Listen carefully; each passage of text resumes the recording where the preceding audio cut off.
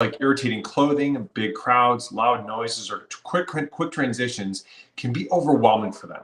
But where do these struggles come from, and why is it so hard to find answers? If you're a mom or dad of a toddler or early elementary kid who finds it difficult to participate in certain activities due to sensory and behavioral issues, know that you're not alone. I want to share a different perspective with you, one that looks at the brain and the nervous system as the source of these big struggles. See, the big brain graphic that you see on screen highlights three key areas: social, emotional, and behavioral aspects. It shows us how these domains are interconnected within the brain and influence our overall well-being. By addressing the areas, we can gain a fresh perspective and find new possibilities.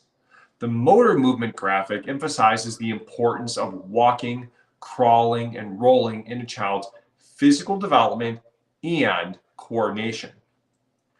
These movements play a significant role in their early childhood development and overall mobility.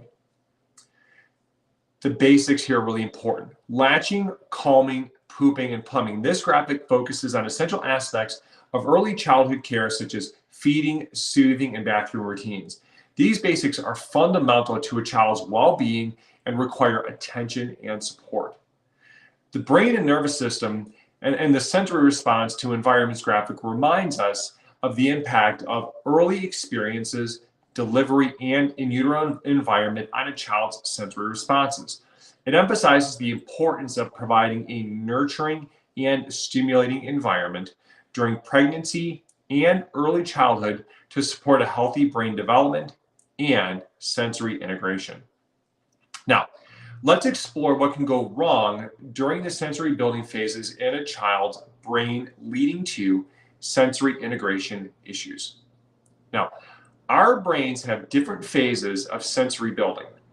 During these phases, our brains learn how to process and make sense of the information we receive from our senses, like touch, sight, sound, and so much more. But sometimes things can go wrong, affecting how our brain processes and responds to sensory information.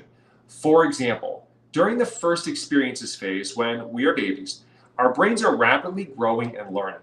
If we don't have enough positive and enriching experiences during this time, it can make it harder for our brains to develop good sensory skills. The delivery phase is also important. The way we are born, whether through natural birth or C-section, can impact our brain's development. Complications during birth can affect how our brain processes sensory information. Even when we are still in our mother's womb, the in utero phase, the environment we experience, can make a difference. High levels of maternal stress or exposure to harmful substances can impact the developing brain and lead to sensory integration issues. When something goes wrong during these phases, our brain may struggle to process and organize sensory information correctly. This can result in difficulties with sensitivity to certain sounds, textures, smells, problems with balance and coordination, or feeling overwhelmed by sensory input.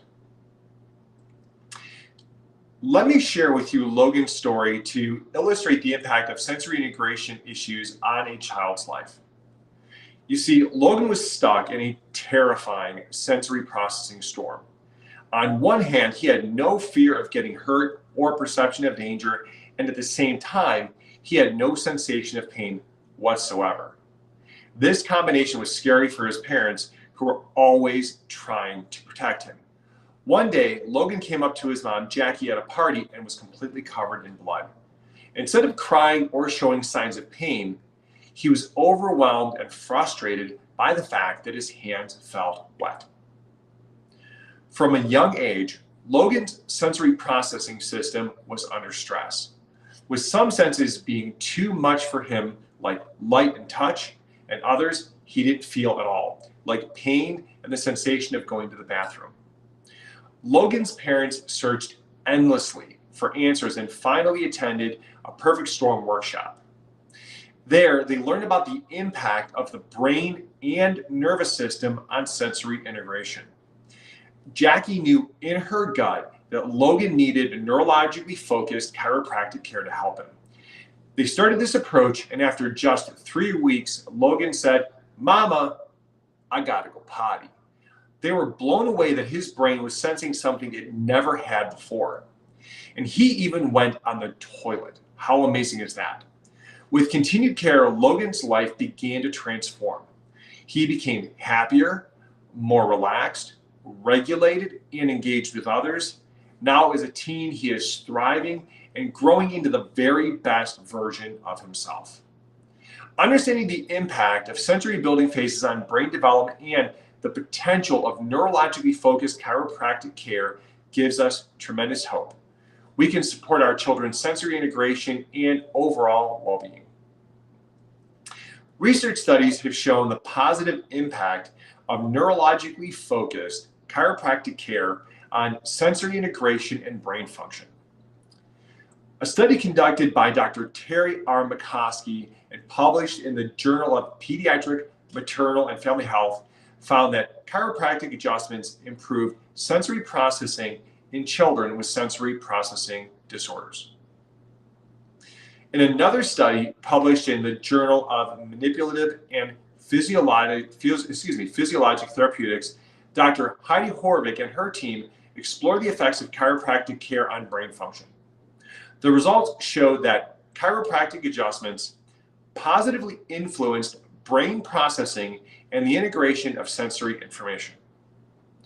These studies and many others suggest that neurologically focused chiropractic care can help improve sensory integration and brain function, providing children like Logan with the support that they need to thrive.